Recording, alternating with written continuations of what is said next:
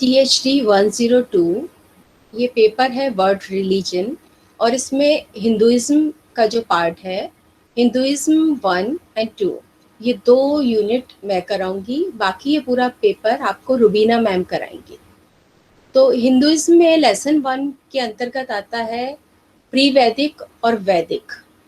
तो यहाँ आज हम आपको सबसे पहले प्री वैदिक रिलीजन बताएंगे और उसके बाद वैदिक रिलीजन, जिसमें वेद के अंतर्गत वेद, ब्राह्मण, आरण्यक, उपनिषद ये सभी आते हैं, उन पे आज डिस्कस करेंगे।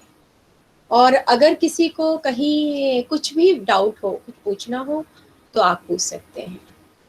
तो डिस्कशन के रूप में ही हम आगे चर्चा करेंगे। तो सबसे पहले प्री वैदिक रिलीजन।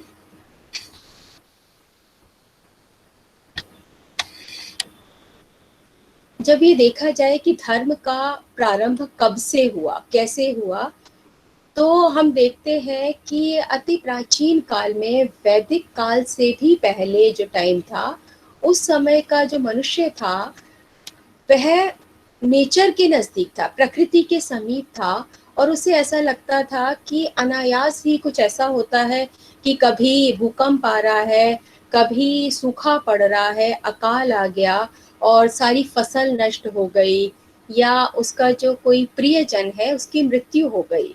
तो इनके कारण उसकी धर्म के प्रति श्रद्धा जागृत हुई। उसे लगा कि कुछ तो ऐसी चीज है, कुछ ऐसी है, कोई शक्ति है जो सभी को कंट्रोल की हुई है, और उसी के कारण ये सृष्टि चल रही है। ये है प्री वैदिक पीरियड, जब मनुष्य केवल प्रकृति के सानिध्य में था, प्रकृति के सानिध्य में था और इन प्राकृतिक शक्तियों की कृपा पर ही निर्भर था। तो इसके जो प्रमाण हैं, हमें जो पुरातत्व शास्त्री है, मनोवैज्ञानिक है, मानव शास्त्री है, उससे इस बारे में पता चलता है। तो उस समय का जो मनुष्य था वो जीववाद और आत्मावाद पर विश्वास करता था।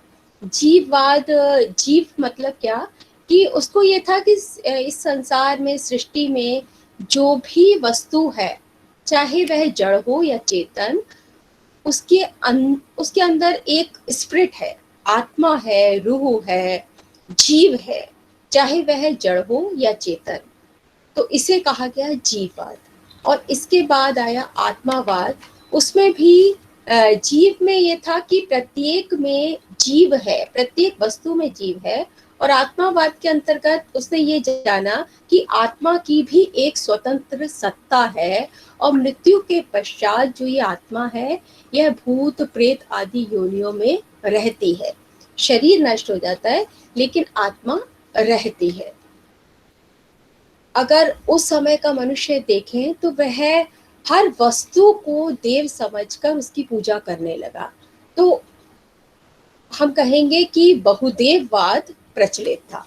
जैसे कि उसने देखा अश्वत्थ वृक्ष, अश्वत्थ कहते हैं पीपल का वृक्ष, तो पीपल की पूजा की, नाग देवता को पूजा करने लगा। ऐसे उसने प्रकृति के विभिन्न वस्तुओं को देवता मानकर कि इसमें कोई शक्ति है और इसकी हम पूजा करेंगे तो हमारे सभी काम सही हो जाएंगे, उसने पूजा प्रारंभ की। तो वहां से प्रारंभ होता है बहुदेववाद। बहुदेववाद के बाद आता है एक देववाद, जब उसने ये जाना कि अनेक देवता नहीं, एक ही सत्य है, एकम सद विप्रा बहुधा वदंती, सत्य एक है और विद्वान उसे अलग अलग नाम से पुकारते हैं। ऐसे एक देववाद की प्रथा प्रारंभ हुई। और पहले जादू टोने पर विश्वास करते थे कि ऐसा करने से कोई जादुई शक्ति है, कोई किसी वस्तु आदि की पूजा करने से, जैसे कि फेटिशवाद भी शुरू हुआ उस समय, जादू टोने और ताबीज आदि पर विश्वास किया जाता था कि उसको यदि हम बांध लेंगे तो उसको बांधने से सभी काम सही से चलने लग जाएंगे। ऐसे ही टैबू, टैबू था कि कोई भी जो पवित्र चीज है उसको यदि हम कहीं समर्पित कर देंगे गंगा आदि में, तो सभी काम सफल हो जाएंगे। इसके पश्चात, प्री वैदिक के पश्चात आता है वैदिक पीरियड। अभी तक लोग आ ही रहे हैं। तो सबसे पहले हम वैदिक साहित्य को जानने से पहले जानेंगे कि वेद क्या है।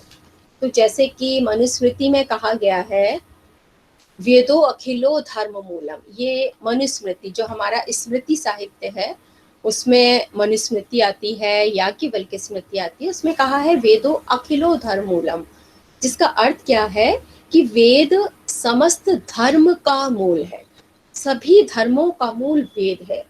वेद के विभिन्न विद्वानों ने अलग अलग अर्थ किए हैं।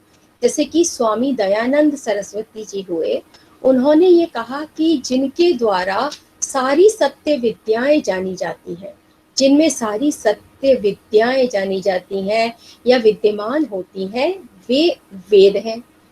वेदों के भाष्य आचार्य सायण हुए हैं, जिन्होंने वेदों की व्याख्या की है। तो भाष्य लिखे, उसमें उन्होंने लिखा कि किसी भी इष्ट की प्राप्ति और अनिष्ट कोई भी।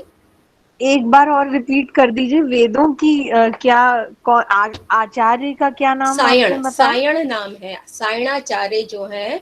मतलब जैसे वेद में मंत्र हैं, वो मंत्र बहुत कठिन होते हैं, हर एक कोई नहीं समझ पाता।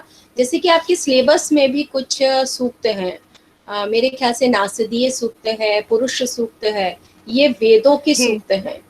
और हिरण्यगर्भ सूक्त हैं, जिसमें हिरण्यगर्भ है। हिरण्यगर्भ है, और इसमें पूरा सृष्टि की उत्पत्ति के बारे में बताया है कि सृष्टि कैसे बनी। ये टेक्स्ट में है आपकी 5th यूनिट में, जिसे हम पढ़ाएंगे।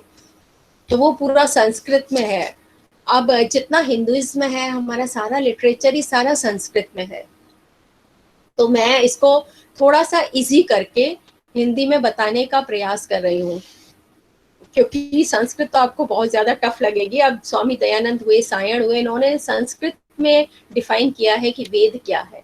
मैं इसका हिंदी अर्थ आप लोग को बताती जा रही हूँ।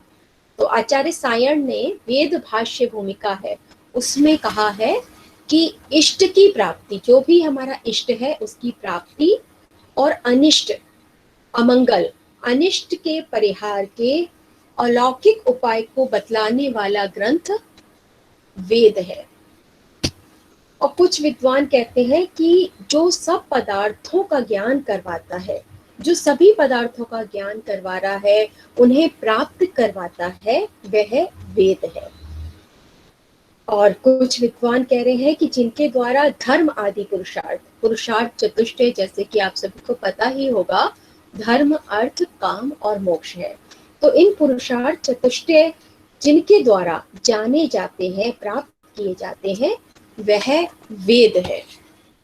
तो ये सारी जो वेद के व्युत्पत्तियां बताई हैं, उससे यह पता चलता है कि जो वेद है वो ज्ञान के कोश है, खजाना है, ज्ञान के अक्षय कोश है, और जिनमें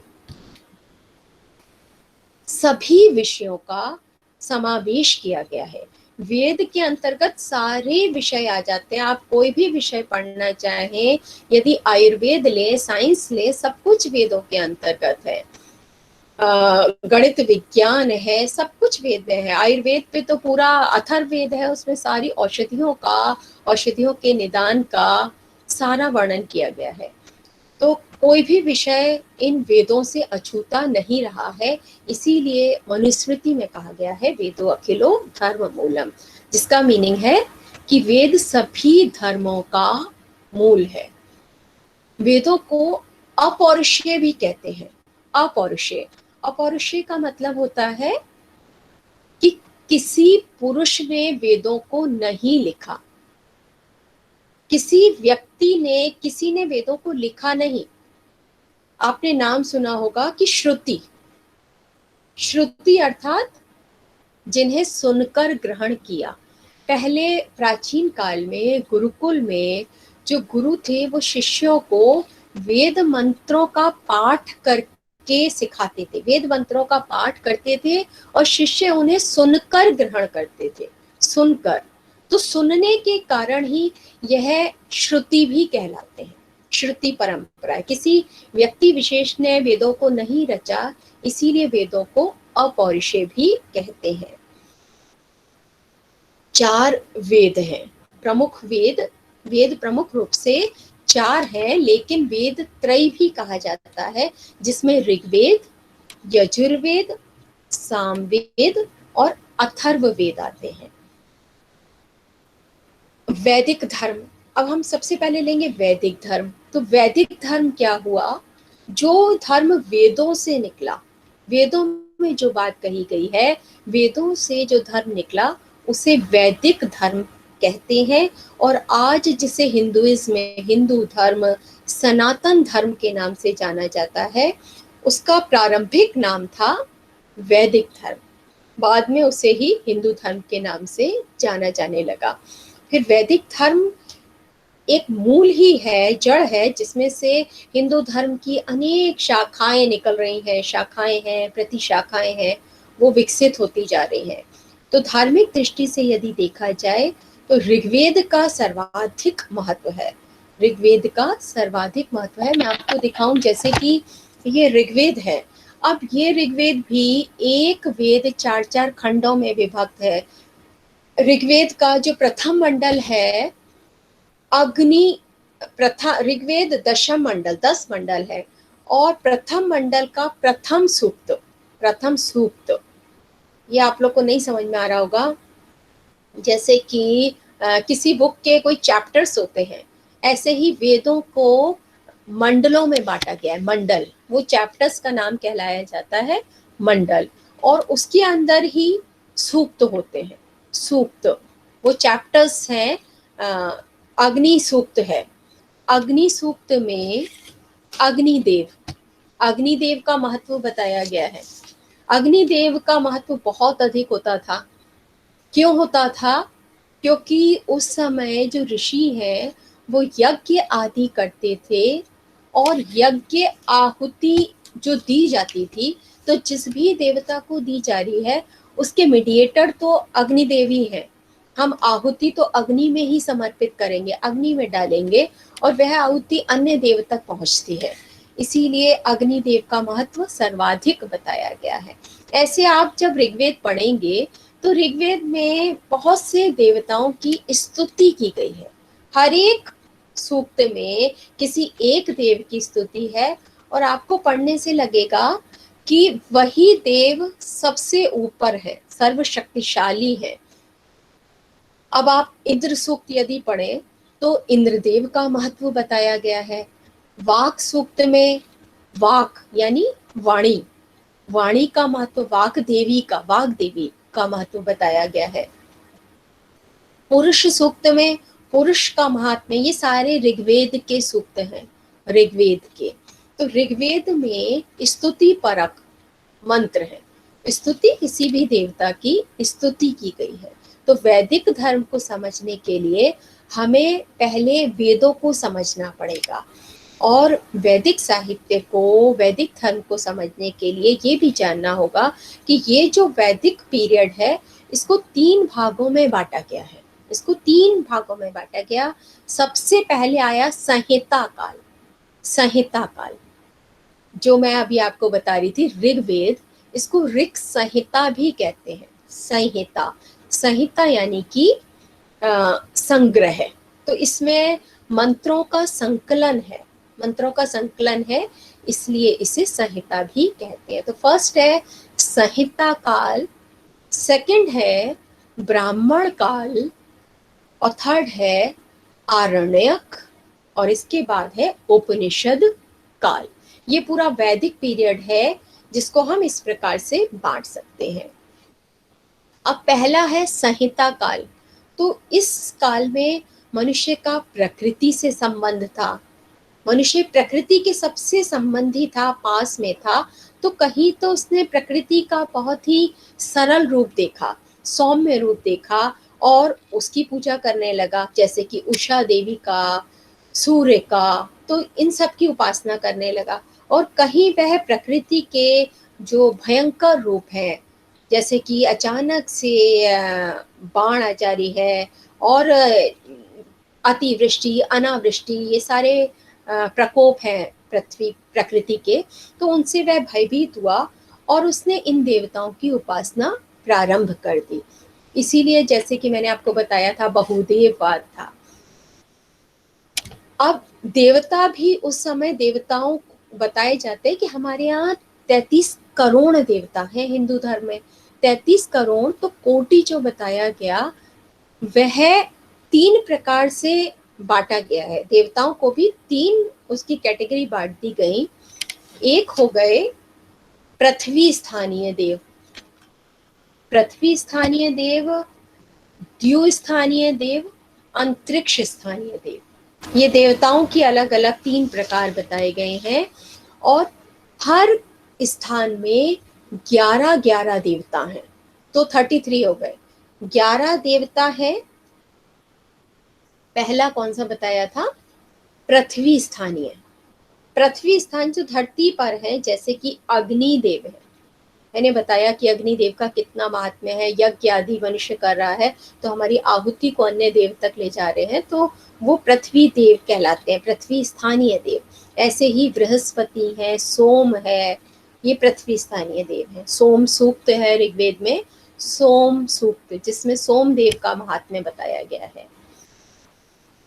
फिर है एक द्यू स्थानीय, द्यू स्थानीय, और एक अंतरिक्ष स्थानीय। जो पृथ्वी है, पृथ्वी के बाद दूसरा लोक कहलाता है अंतरिक्ष। अंतरिक्ष अंतरा से बना है, अंतरा यानी कि बीच में।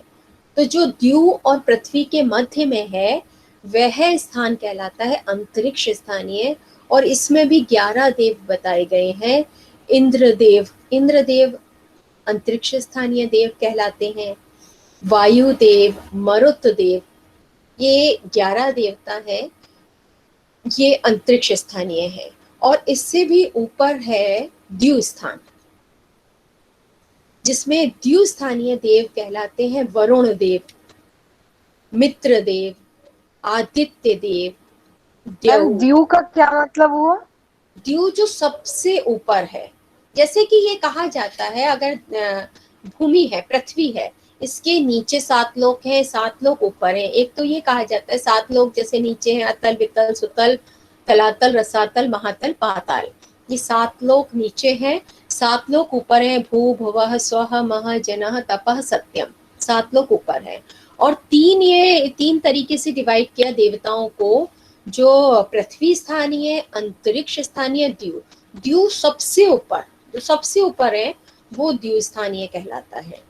वरुण, मित्र आदि का स्थान बांट दिए गए कि ये देव वहां रहते हैं, और जो बीच में है इंद्र आदि देव जो वर्षा आदि करा रहे हैं वो अंतरिक्ष में है।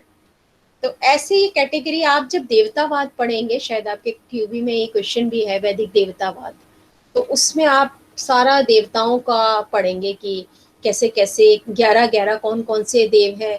फिर एक एक देवता के बारे में, जैसे मैंने बताया ऋग्वेद में अग्नि के बहुत सारे सूक्त हैं। अग्नि के लगभग 200 सूक्त अग्नि के हैं, और इंद्रदेव के 250 सूक्त हैं। इतने इतने सूक्त हैं। टोटल ऋग्वेद में 1028 सूक्तों की संख्या है, जिसमें से जो 11 सूक्त हैं वो आपके दर्शन संबंधी सूक्त हैं, जिसमें पूरी फिलॉसफी है, सृष्टि की उत्पत्ति के बारे में बताया है कि ये सृष्टि कैसे बनी। तो ये देवता के बारे में अभी मैं ऋग्वेद बता रही थी, तो ऋग्वेद से ही आपको देवताओं के बारे में बताने लगी। तो ऋग्वेद, हर वेद का एक पुरोहित भी होता है। पुरोहित, ऋग्वेद का जैसे कि पुरोहित है होता, और होता का अर्थ ही क्या है? आह्वान करने वाला। आह्वान करने वाला जो मंत्रों को शुद्ध करके यज्ञ में उनका प्रयोग करता है और देवताओं को बुलाता है। जो देवताओं को बुलाता है, जो साउथ के लोग हैं ना, उनको थोड़ी प्रॉब्लम आएगी, लेकिन आप चिंता मत करिए, ये हिंदुइज्म का पेपर है। मेरी इसमें पीपीटी भी है, पीपीटी वगैरह उसका लिंक आप लोग को शेयर कर देंगे। और बाकी का पेपर जो भी आपके डाउट है, ये पूरा पेपर रुबीना मैम लेंगी। वो रुबीना मैम अपनी क्लास में बाकी डाउट क्लियर कर देंगी। तो यहाँ ये थोड़ी सी लैंग्वेज प्रॉब्लम आप लोग को होगी। हम लोग संस्कृत मैम वाले हैं। लेकिन जैसे जैसे हम लोग हाँ जैसे आप हिंदी में पढ़ा रही हैं, हाँ। लेकिन जो टेक्स्ट हम लोग को मिला हुआ है वो सब इंग्लिश में है, तो अगर हम हिंदी में लिखना चाहते हैं तो हमारे पास कोई टेक्स्ट एज इन रिटर्न में है नहीं मैम। तो आपको टेक्स्ट मतलब संस्कृत का नहीं आप दिया, पुरुष सूक्त और नासदीय सूक्त वगैरह? वो सब संस्कृत। इंग्लिश में ही है मैम, इंग्लिश में ट्रांसलेटेड है वो सब जो अच्छा हमें मिला है अच्छा, सिलेबस उसको में। ओरिजिनल संस्कृत वाला नहीं दे रखा है? नहीं नहीं, और हिंदी में भी कुछ टेक्स्ट नहीं है, और उसमें भी नहीं है। सब मैम ने जो दिया है वो अभी तक केवल इंग्लिश में है। अच्छा, मैम क्यूबी तो थोड़ा सा, हिंदी इंग्लिश दोनों में है। क्यूबी मैम थोड़ा हिंदी इंग्लिश। हिंदी तो हम लोग पढ़ सकते हैं क्योंकि ओरिजिनल पढ़ने में ज्यादा अच्छा लगता है। ट्रांसलेशन तो हाँ, हम मेरे लोगों के पास पास तो ओरिजिनल है ना। ओरिजिनल है, मेरे पास वो सब जो होगा ना आपको ट्रांसलेट करके इंग्लिश में कर दिया गया है। लेकिन हम लोग अपने स्टूडेंट्स को भी ओरिजिनल पढ़ाते हैं, जो मेन संस्कृत हाँ, में दे रखा है, हेलो, वही तो पढ़ाया मैम जाता है। थोड़ा हिरण्य। संस्कृत का तो हम लोग अपने आप भी ट्रांसलेट कर सकते हैं क्योंकि हमारे पास बाकी तो है, इंग्लिश में भी है, तो वो हम हाँ ट्रांसलेट कर लेंगे। पर ओरिजिनल सूक्त है ना वो पढ़ने में ज्यादा अच्छा लगता है संस्कृत में, इसलिए अगर दे दीजिए तो। हाँ, क्योंकि नेट पे और जो आपका इतना डिस्टेंस में जितना भी आपका मैटर है वो सारा इंग्लिश में दे रखा है। काफी सारा मैटर है, वो रुबीना मैम ने मुझे भी भेजा था। लेकिन हम लोग तो अपना जो संस्कृत का मैटर है उसी में से ही पढ़ा देते हैं, जो जितना कहा जाता है उतना बता देते हैं। और बिल्कुल आप तो लोग मूल पढ़ेंगे, जो वही ओरिजिनल है उसे पढ़ेंगे तो और सही। वही मैम, जैसे जो हिंदी टेक्स्ट नहीं नहीं आप पढ़ा रही हैं हिंदी टेक्स्ट। नहीं, क्यूबी जो आप लोग के है ना वो हिंदी और संस्कृत दोनों में है। और जो एग्जाम का पेपर भी आता है वह भी हिंदी और इंग्लिश दोनों में आता है। हम तो पिछले इतने सालों से ये पढ़ा रहे हैं तो इसमें दोनों में ही आता है। क्यूबी आप लोग को इंग्लिश का मिला है क्वेश्चन बैंक? नहीं मैम, वो तो नहीं नहीं, हिंदी इंग्लिश वो तो दोनों में मिला है मैम, लेकिन टेक्स्ट। जो टेक्स्ट है, जो हाँ नोट्स वो दिए इंग्लिश। हैं वो इंग्लिश में है, मैं ये हाँ कह रही हूँ बिल्कुल। बस, और कुछ हाँ नहीं। हाँ हाँ, वो इंग्लिश में ही जी है। वो शुरू से जी। जो डिस्टेंस पे और जितने भी नोट्स डले हुए हैं वो सारे इंग्लिश में है। हिंदी में वहाँ कोई मैटर नहीं मिलेगा, हिंदी में नहीं है एक्सक्यूज मी लेकिन। मैम, हमने हाँ जी। हिंदी मीडियम भरा है, हमने हिंदी मीडियम भरा है, तो फिर हमें थोड़ा हिंदी में भी चाहिए होगा, नोट्स वगैरह मिल सकते हैं क्या, या हाँ, बुक्स यही हिंदी में यही भी? होता है, यही होता है कि वो मिक्स स्टूडेंट, हर तरीके के स्टूडेंट होते हैं, इंग्लिश में भी आंसर हम्म, देते हैं, हिंदी में भी। तो हाँ हम लोग यही कहते हैं कि आप किसी में भी आंसर दे दीजिए। और लाइब्रेरी में हमारे यहाँ दोनों में हम्म, बुक्स हैं, हिंदी में भी हाँ बहुत अच्छी अच्छी बुक्स हैं और इंग्लिश में बस, भी हैं। तो ओके, अभी तो लाइब्रेरी बंद है, इसलिए थोड़ी ठीक है, प्रॉब्लम होगी। नहीं, लाइब्रेरी नहीं बंद है, लाइब्रेरी खुली हुई है, लेकिन आप लोग आउटसाइडर्स हैं तो जब भी हाँ आना हो मैं, आप लाइब्रेरी में से ले सकते हैं बुक्स। ऑनलाइन ओके बहुत थैंक बुक्स यू, हैं, ई बुक्स हैं काफी। अच्छा कुछ ठीक है, थैंक यू, हाँ, कुछ रेफरेंसेस हम दे देंगे आपको, तो आप हाँ उसमें से ठीक भी है पढ़ प्लीज, सकते ठीक है please, thank you thank you. हैं। हाँ, तो ऋग्वेद के बारे में मैंने बताया। ऋग्वेद के बाद दूसरा वेद है सामवेद। सामवेद जो है, सामवेद शब्द का ही अर्थ है कि साम का वेद। जो ऋग्वेद के मंत्र हैं उन्हीं मंत्रों को किस प्रकार से गाया जाता है, उनका गान कैसे किया जाता है, यह सामवेद में बताया जाता है। साम शब्द का अर्थ है सुंदर सुखकर वचन। जो सुंदर और सुखकर वचन है वही सामवेद है। और सामवेद में स्वर सहित कैसे उस समय सस्वर पाठ का विधान होता था, सस्वर पाठ किया जाता था और उसका इफेक्ट ज्यादा होता था, हर मंत्र का सस्वर पाठ, और ये सब बताया गया है सामवेद में। सामवेद के बाद आता है यजुर्वेद। यजुर्वेद, यजुष जो शब्द है यजुष, इसका अर्थ है यज्ञ, यज्ञ या पूजा। तो यज्ञ के बारे में जो भी सैद्धांतिक ज्ञान है वो तो हमें ऋग्वेद में मिलता है, और जो भी व्यवहारिक ज्ञान है, प्रैक्टिकल नॉलेज, उसकी हमें यजुर्वेद में मिलती है। क्योंकि वैदिक पीरियड है तो इसमें सारा यज्ञ से संबंधी ही ज्यादा होगा। चौथा वेद है अथर्ववेद। जब हम वेदों की गणना करते हैं तो वेद त्रयी शब्द भी आता है, जिसमें 3 वेदों को गिना जाता है, ऋग, यजु और साम। अथर्ववेद को इसलिए नहीं गिना जाता क्योंकि अथर्ववेद बाद का वेद है, और कहते हैं ये जो है the knowledge of magic formulas, इसमें मैजिक फॉर्मूला, वेद, व्यभिचार मंत्रों के ज्ञान, ये सारा ज्ञान हमें अथर्ववेद से मिलता है। इसमें भौतिक तत्वों की प्रधानता है। अगर आप अथर्ववेद का प्रथम का ही जो इसका विभाजन कांडों में किया गया, चैप्टर्स, जैसे मैंने बताया था, ऋग्वेद का मंडल में किया गया है, यजुर्वेद का अध्याय में किया गया है, और अथर्ववेद का कांडों में।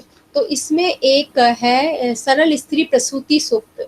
तो इसमें लेडी की जो प्रसूति, डिलीवरी है, वो किस प्रकार मंत्रों के माध्यम से हो सकती है, ये भी सूक्त में है। ऐसे ही विभिन्न प्रकार के मंत्र हैं, बिच्छू काटने का मंत्र, सर्प के काटने का मंत्र, ये सारे मंत्र हमें अथर्ववेद में पढ़ने को मिलते हैं। तो ये पहला था संहिता काल। संहिता काल के अंतर्गत चारों वेद के बारे में बताया गया। इसके बाद सेकंड है ब्राह्मण। अब ब्राह्मण ग्रंथ लिखे गए। तो वेदों की जब रचना हो गई, तो वेदों की रचना के पश्चात जब नए ग्रंथों की रचना समाप्त हो गई, तो पुरोहित वर्ग ने यज्ञ के विधि विधान, यज्ञ कैसे किया जाता है, इसकी विस्तृत व्याख्या ब्राह्मण ग्रंथों में की। यज्ञों की विस्तृत व्याख्या, वो तो थे मंत्र रूप में वेदों में, और ब्राह्मण ग्रंथों में गद्य भी आया है, कुछ गद्य में भी लिखे गए। जैसे कि हर वेद के ब्राह्मण हैं। अगर हम ऋग्वेद पढ़ेंगे तो ऋग्वेद की व्याख्या करने के लिए उसके ब्राह्मण ग्रंथ है, ऐतरेय ब्राह्मण, कौशितकी ब्राह्मण, ये ऋग्वेद के ब्राह्मण ग्रंथ है। सामवेद के अलग ब्राह्मण ग्रंथ है, उनके नाम है पंचविंश ब्राह्मण, षड्विंश ब्राह्मण, जैमिनीय ब्राह्मण, शुक्ल यजुर्वेद, कृष्ण यजुर्वेद। यजुर्वेद के 2 विभाजन हुए, शुक्ल और कृष्ण, उनके अपने ब्राह्मण हैं, तैत्तिरीय। और अथर्ववेद का एक ही ब्राह्मण ग्रंथ है, गोपथ ब्राह्मण। अब ब्राह्मणों में भी मैं आपको एक उदाहरण बताती हूँ। जो ऋग्वेद में, ऋग्वेद का ब्राह्मण है ऐतरेय ब्राह्मण। उसमें कहा गया है, शायद सुना होगा, चरैवेति चरैवेति। इसका पूरा मंत्र इस प्रकार है, कली शयानो भवति संजिहानस्तु द्वापरः उत्तिष्ठन्स त्रेता कृत संपद्यते चरण चरंश चरैवेति। मतलब आप इसको सिंबॉलिक तरीके से यदि लेंगे तो इसमें बताया है कि सोने वाला तो कलयुग है, सोने वाला कलयुग है, निद्रा त्याग करने वाला द्वापर है, उठकर खड़ा हुआ, उत्तिष्ठन्स त्रेता, उठकर जो खड़ा हुआ वह त्रेता युग है, और चरंश चरैवेति, चलने वाला सतयुग है। कृतयुग यानी सतयुग है, इसलिए चलते रहो चलते रहो। तो बड़ा सुंदर विवेचन है कि जो निरंतर कर्मशील है, मेहनत कर रहा है, चल रहा है, वही सतयुग है। चारों युगों का जो ये बताए गए हैं, कलयुग, सतयुग, द्वापर, त्रेता और कलयुग, चारों युग का इस ऐतरेय ब्राह्मण संबंधित है ऋग्वेद से। तो ब्राह्मण ग्रंथों का अगर प्रमुख रूप से हम पूछे कि उसमें क्या है, तो उसमें प्रमुख रूप से तो मैम एक बार और रिपीट कर दीजिए। हाँ, ऋग्वेद का ऐतरेय ब्राह्मण है, ऐतरेय ब्राह्मण, जिसमें एक मंत्र आता है, कलिः शयानो भवति संजिहानस्तु द्वापरः उत्तिष्ठन्स त्रेता भवति कृतं संपद्यते चरंश चरैवेति इति। ऐतरेय ब्राह्मण 35वें के तीसरे का चौथा है ये। अर्थात सोता हुआ व्यक्ति कलयुग होता है, निद्रा त्यागता हुआ द्वापर होता है,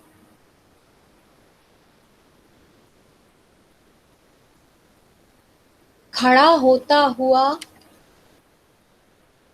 त्रेता होता है, उत्तिष्ठन्स त्रेता, जो खड़ा हुआ है वह त्रेता युग है। और कृतम संपद्यते चरश्चरे व्यति, चलता हुआ सतयुग होता है, इसलिए चलते रहो चलते रहो। बहुत ही सुंदर विवेचन किया है। वेद का कोई भी मंत्र हम पढ़ें तो उसमें इतना सुंदर विवेचन है, कर्म करने की प्रेरणा वेद के हर मंत्र में है।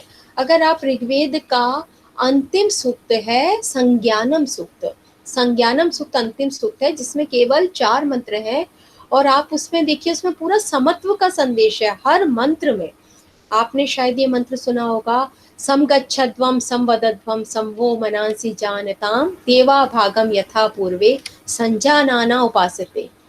अब इसमें है समगच्छध्वम, हम लोग साथ साथ चलें, संवदध्वम साथ साथ बोले। तो हर शब्द में समत्व, मिलकर साथ चलने का संदेश, ये सारा हमें वैदिक ज्ञान देता है। जैसे कि हम ये कहा गया है हमारे यहाँ, सर्वे भवन्तु सुखिनः सर्वे सन्तु निरामयः सर्वे भद्राणि पश्यन्तु माँ कश्चित् दुख भाग भवेत्। सभी सुखी हों, सभी निरोगी हों और सभी के कल्याण के भाव है। वहाँ एक वसुधैव कुटुम्बकम का एक श्लोक है, अयम निजः परोवेति गणना लघु चेतसाम उदार चरिता नाम तु वसुधैव कुटुम्बकम। तो हमारी तो संस्कृति में संपूर्ण वसुधा को ही परिवार माना गया है कि हम सभी एक हैं, एक ही परिवार के हैं, एक ही परम पिता की संतानें हैं, तो हम सब एक ही हैं। तो अभी आपको बता रहे थे ब्राह्मण, ऋग्वेद का ब्राह्मण, ऐतरेय ब्राह्मण का एक उदाहरण मैंने दिया। ऐसे ही इसमें ब्राह्मण ग्रंथों के पश्चात आते हैं आरण्यक। आरण्यक को बताने से पहले जो मनुष्य का जीवन है उसको 4 आश्रमों में बांटा गया है। 4 आश्रम में, ब्रह्मचर्य, गृहस्थ, वानप्रस्थ, संन्यास, और हर एक का टाइम पीरियड 1 से 25 वर्ष की आयु बताई गई है। तो जो पहला है ब्रह्मचर्य, इसको आप वैदिक साहित्य का जो डिवीजन देखेंगे उसमें अगर करके देखें तो पहला ब्रह्मचर्य में मनुष्य वेदादि अध्ययन करता था। सबसे पहले वेद आए, उसके बाद आया ब्राह्मण। तो दूसरा आश्रम है गृहस्थ। गृहस्थ आश्रम में मनुष्य यज्ञ आदि करता था, इसीलिए ब्राह्मण ग्रंथों में यज्ञ के विधि विधान का वर्णन है। तीसरा आश्रम है वानप्रस्थ, जो कि 50 से 75 वर्ष की आयु का है। 4 डिवीजन है, 1 से 25 ब्रह्मचर्य, 26 से लेके 50 तक गृहस्थ, 51 से लेके 75 तक वानप्रस्थ, और अंतिम 100 वर्ष तक संन्यास आश्रम। तो जो तीसरा आश्रम है आरण्यक, तीसरा आश्रम था वानप्रस्थ, और मैं अभी आपको बता रही हूँ आरण्यक साहित्य। तो आरण्यक साहित्य में मनुष्य अरण्य में जाके, वानप्रस्थी मनुष्य है, वह अरण्य में जाके, जंगलों में जाके अत्यंत शांति पूर्वक स्थान पर जो भी चिंतन मनन करता था वह कहलाए अरण्य। अरण्य, अरण्य का मीनिंग ये है जंगल, अरण्य, उसी से बना, अरण्य से बन गया आरण्यक। तो अरण्य में ही लिखे जाने के कारण, अरण्य में ही पढ़ाए जाने के कारण ये कहलाए आरण्यक। इसमें भी जो आरण्यक ग्रंथ थे उसमें यज्ञ की आध्यात्मिक और रहस्यवादी व्याख्या की गई है। ब्राह्मण ग्रंथों में यज्ञ की कर्मकांड परक व्याख्या है। कर्मकांड उस समय ज्यादा हावी था, जैसे कि अगर कोई यज्ञ वेदी बन रही है तो उसमें कितनी ईंटें लगेंगी, ये सब भी बताया गया है, कितनी ईंटें, तो कर्मकांड था।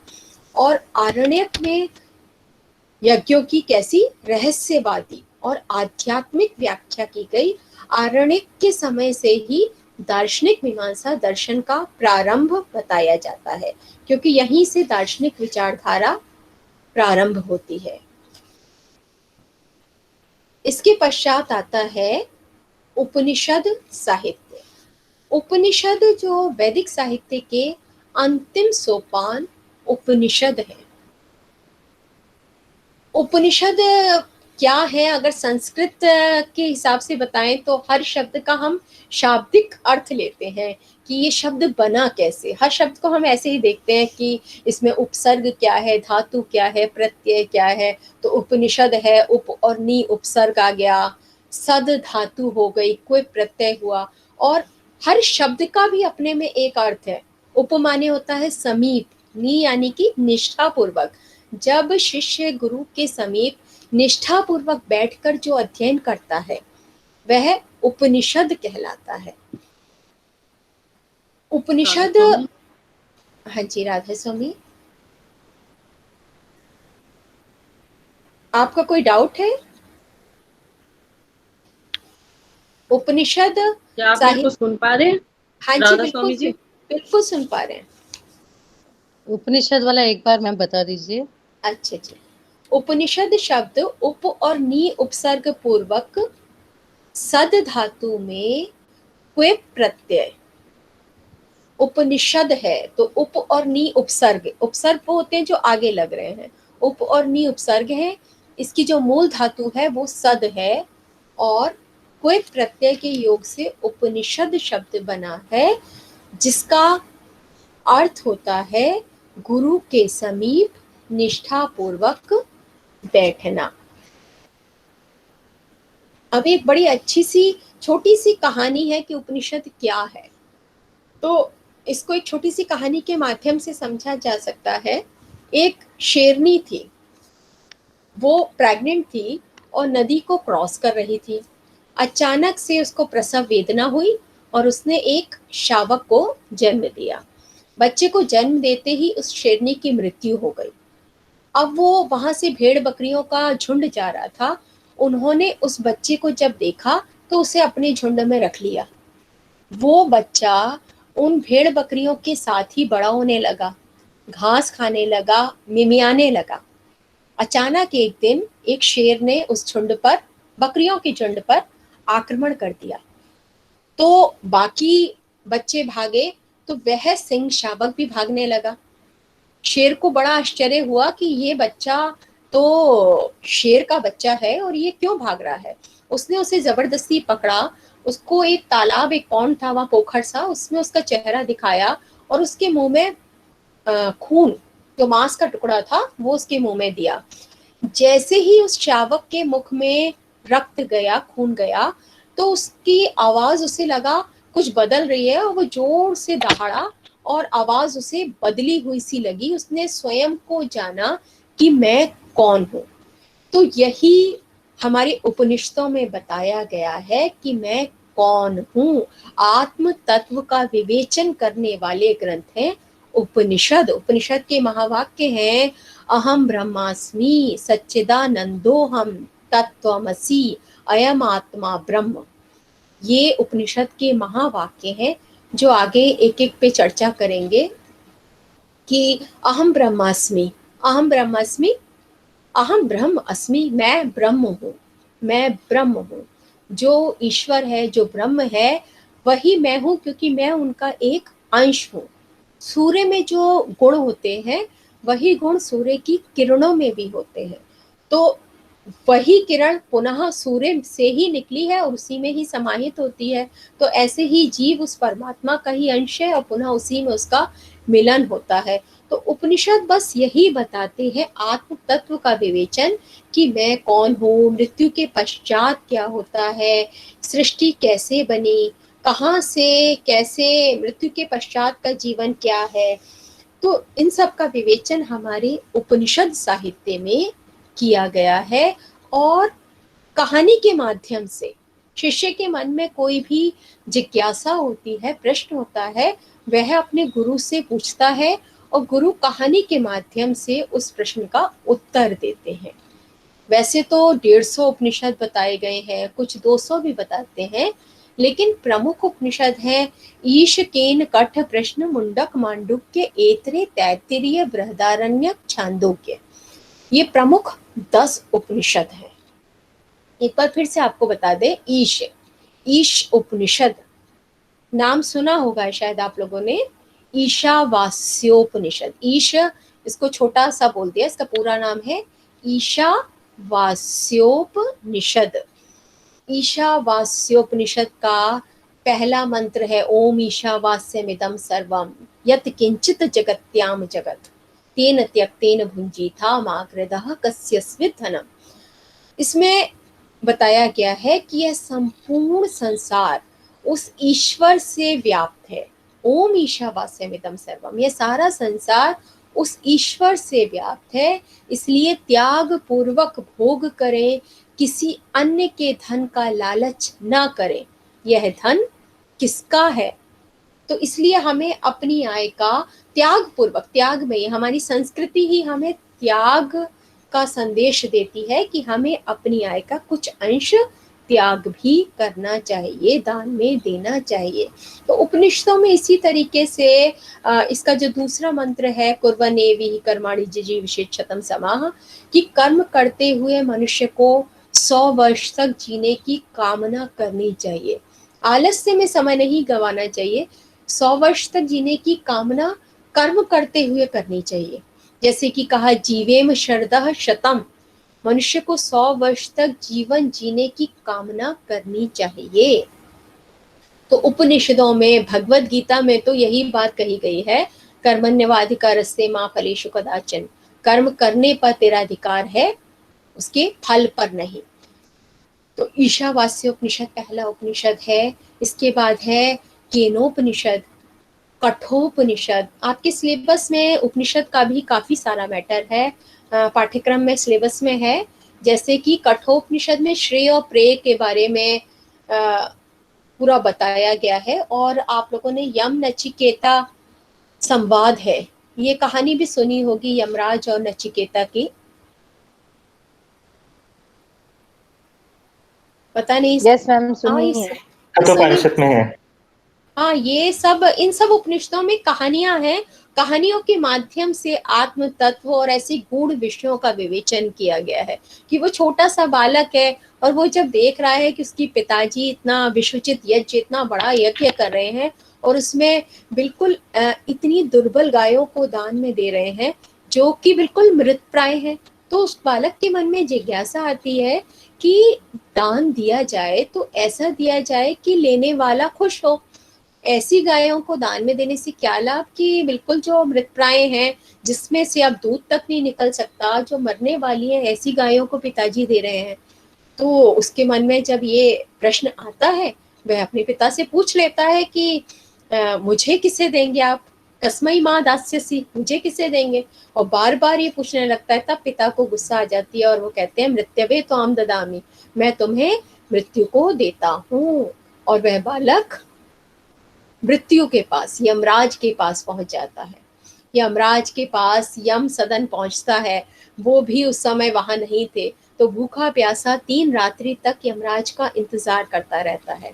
जब यमराज आते हैं और उनकी पत्नी उन्हें बताती हैं कि एक भूखा ब्राह्मण आपके द्वार पर 3 दिन से बैठा है, तो भूखे ब्राह्मण का बहुत बड़ा पाप माना जाता है कि वो क्रोधी ना हो जाए, इसलिए यमराज उसे 3 वरदान कहते हैं कि इन 3 रात्रियों के बदले तुम 3 वरदान मांगो।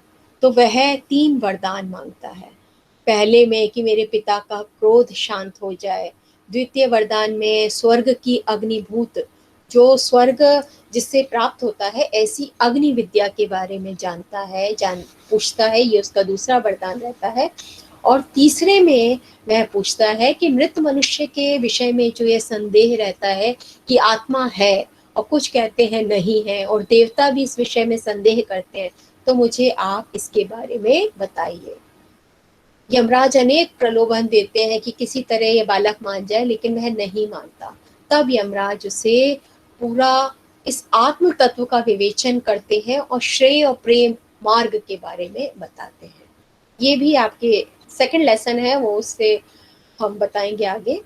तो अभी तो मैं उपनिषद के बारे में ही बता रही थी, ये कठोपनिषद की स्टोरी है। ऐसे ही केनोपनिषद, प्रश्नोपनिषद, मुंडकोपनिषद, मांडुक्य में आपके इसमें मुंडकोपनिषद की परापरा विद्या भी सिलेबस में है। तैत्तिरीय, ऐत्रेय, जो ये सुना है मातृ देवो भव, पितृ देवो भव, आचार्य देवो भव, अतिथि देवो भव, ये सारे तैत्तिरीयोपनिषद से लिए गए हैं। तैत्तिरीयोपनिषद ने कहा है माता देवता है, पिता देवता है, आचार्य देवता है, अतिथि देवता है। अगर एक एक भी लाइन उठा लें तो उसमें इतना कुछ है हमारे वैदिक साहित्य में कि आज उसकी बहुत आवश्यकता है। हर एक के पढ़ने की नहीं, केवल उसको पढ़ने की नहीं, मुझे तो लगता है आचरण में ढालने की भी आवश्यकता है। तो इसके पश्चात छांदोग्योपनिषद में तत्त्वमसि महावाक्य आया है। तत्त्वमसि ये पूरा छांदोग्योपनिषद का है। बृहदारण्यकोपनिषद में याज्ञवल्क्य मैत्रेयी का संवाद है जिसमें पूरा आत्म तत्व का विवेचन किया गया है। तो प्रमुख उपनिषद 10 है, 11वां श्वेताश्वतर उपनिषद बताया गया है। इसके पश्चात ये हो गया उपनिषद साहित्य, ये वैदिक साहित्य है। और वैदिक साहित्य, वैदिक वेदों से जो धर्म निकला वही कहलाया वैदिक धर्म। इसके पश्चात वेद के 6 अंग भी बताए गए हैं। वेद के 6 अंग जिन्हें हम कहते हैं वेदांग, वो 6 वेदांग हैं, सूत्र रूप में है शिक्षा, कल्प, व्याकरण, छंद, ज्योतिष, निरुक्त।